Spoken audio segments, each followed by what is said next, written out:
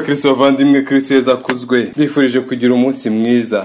Ni mu nyebe dusangiye amasomo atagatifu kizi y'umubyeyi wacu duteguriye kuri uyu munsi. Isomo rya mbere, isomo ryo mu gitabo cya mbere cy'abami. Umuhanuzi Eliya agera i Horebu, ayinjira mu buvumo, araharara. Uhoraho aravuga ati, sohoka maze uhagarare ku musozi imbere y'Uhoraho, dore Uhoraho araje. Ako kanya haza inkubi y'umuyaga usatagura imisozi kandi umenagura amabuye imbere y'Uhoraho, ariko Uhoraho ntiyari muri uwo muyaga. Nyuma y'umuyaga haba umutingito w'isi, ariko Uhoraho ntiyari wawurimo. Nyuma y'umutingito w'isi haza umuriro, ariko Uhoraho ntiyari awurimo. Nyuma y'umuriro haza akayaga gahuhera. Eliya akumvise yipfuka igishura cye mu maso, maze arasohoka ahagarara ku muryango w'ubuvumo. Ijwi riramubaza riti, Eliya, urakora iki hano? Arasubiza ati, nagurumanywemo n'ishyaka ry'Uhoraho umugaba w'ingabo, kuko Abisirayeli banze kwita ku isezerano ryawe, basenya intambiro zawe kandi bicisha inkota abahanuzi bawe. Ni jye jyenyine wasigaye, none barangenza ngo banyice. Uhoraho aramubwira ati, genda usubize inzira wajemo, werekeze ku butayu bw'i Damasi. Nugerayo uzasiga amavuta Hazayeli umwimikire kuba umwami wa Aramu, na Yehu mwene Nimushi uzamusige amavuta umwimikire kuba umwami wa Isiraheli. Hanyuma usige amavuta na Elisha mwene Shafati w'i Abeli Mehora abe umuhanuzi mu mwanya wawe. Iryo ni ijambo ry'Imana. Zaburi. Uhoraho, uruhanga rwawe nirwo nshakashaka. Uhoraho, umva ijwi ryanjye, ndagutakira. Gira ibambe utubize umutima wanjye, wibuke ijambo ryawe, wowe wavuze uti, nimushakashaka uruhanga rwanjye. Uhoraho, uruhanga rwawe nirwo nshakashaka, ntumpishe uruhanga rwawe. Wirakara ngo uhinde umuyoboke wawe, ni wowe umuvunyi wanjye. Nyamara njye nizeye kuzabona ubugiraneza bw'Uhoraho mu gihugu cy'abazima. Ihangane wizigire Uhoraho, ukomeze umutima w'intwari, rwose wiringire Uhoraho.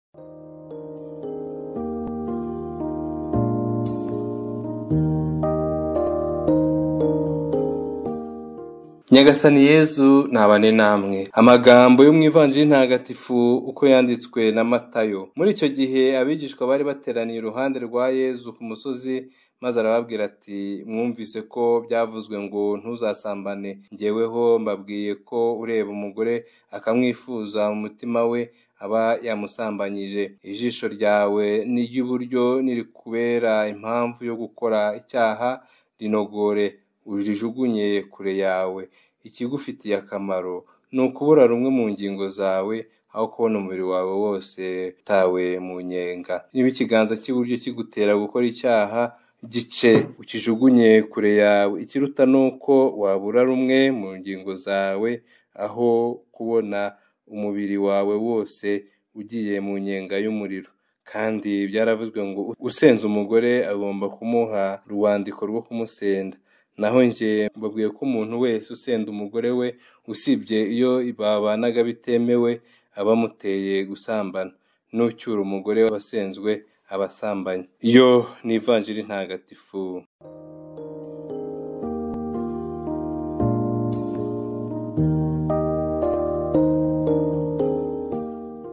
Bakristo bavandimwe, amasomo matagatifu Kiliziya umubyeyi wacu yaduteguriye kuri uyu munsi aradushishikariza gushaka, kumva no kumvira Imana. Aradusaba kandi kwitandukanya n'ibyadutandukanya n'Imana byose, kugira ngo tubereho ukuyikunda no guhamya ko turi abayo. Mu isomo rya mbere, umuhanuzi Eliya aratwigisha ikintu gikomeye, ikintu cyo kwitaza isi, kugira ngo tubashe gushaka Uhoraho mu mutuzo, kuko Uhoraho ataba mu gihiriri, Uhoraho ntaba mu rwamo no mu rusaku, ahubwo Uhoraho abaho mu mutuzo, wa mutuzo udufasha gucengerwa n'ibyo Imana itubwira, kugira ngo bibashe kutubyarira byinshi byiza. Gushaka Uhoraho ntitwabishobora igihe turi mu muhibikano y'isi. Dukwiye kwishakishamo imbaraga zo gutuza kugira ngo tubashe guhashya urwamo n'urusaku bituma rimwe na rimwe tutumva Imana by'ukuri, tutayishaka ngo tuyibone, tutayimenya ngo tuyikomereho. Ni byinshi bitwugarije kandi bigaragaza koko bigamije kutuvutsa uwo mutuzo tugomba guhuriramo n'Imana yacu. Urusaku, urwamo ni ibintu bisigaye bitubuza kugira umwanya wo kwiherera no kumva Imana mu buzima bwacu.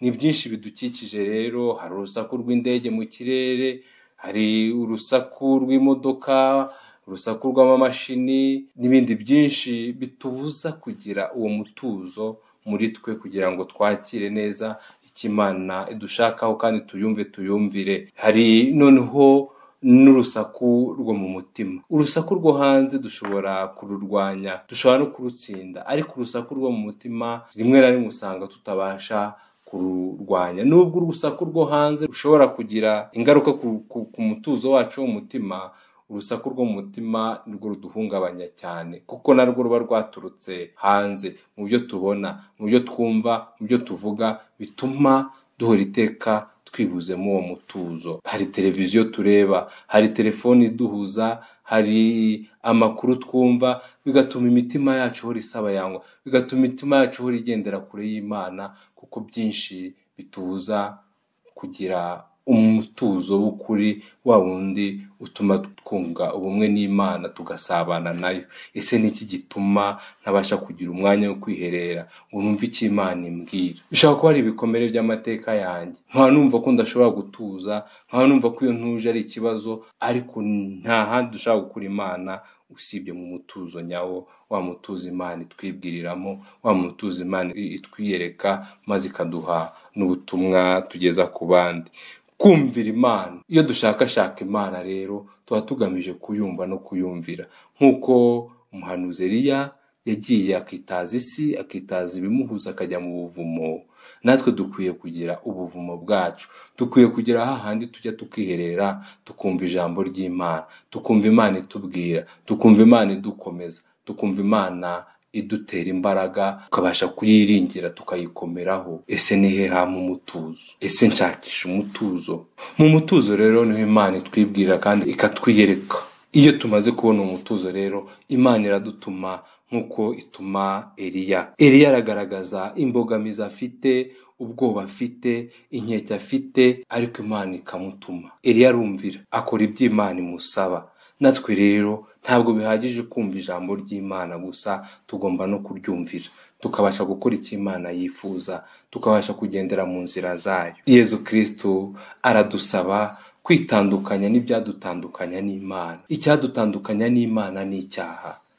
Icyadutandukanya n'Imana ni ukudakurikiza amategeko yayo. Icyadutandukanya n'Imana ni ibigirwamana twiremera mu buzima bwacu. Icyadutandukanya n'Imana ni icyaha icyo ari cyo cyose, ni ukudakoresha neza ingingo twahawe, ni ukutumva neza agaciro k'urukundo Imana idukunda ngo tuyikomereho. Bavandimwe, dusabe Nyagasani ingabire yo kwigira nk'umutuzo, wa mutuzo udufasha kubana nawe, kugira ngo ubuzima bwacu buhore iteka ari ubuzima bushakashaka Imana, bushakashaka uruhanga rwayo. Twizere kubona ubugiraneza bw'uhoraho mu buzima bwacu, duharanire kubaho twihangana, twiringiye uhoraho, dukomeze umutima, tube intwari, duharanire ubutungane, kandi twiringire uhoraho mu buzima bwacu bwa buri munsi. Nyagasani Yezu nabane namwe, ushobora byose kandi akaba na Nyirimpuhwe, nabaho umugisha barinda bakomeza biteho. Imana Data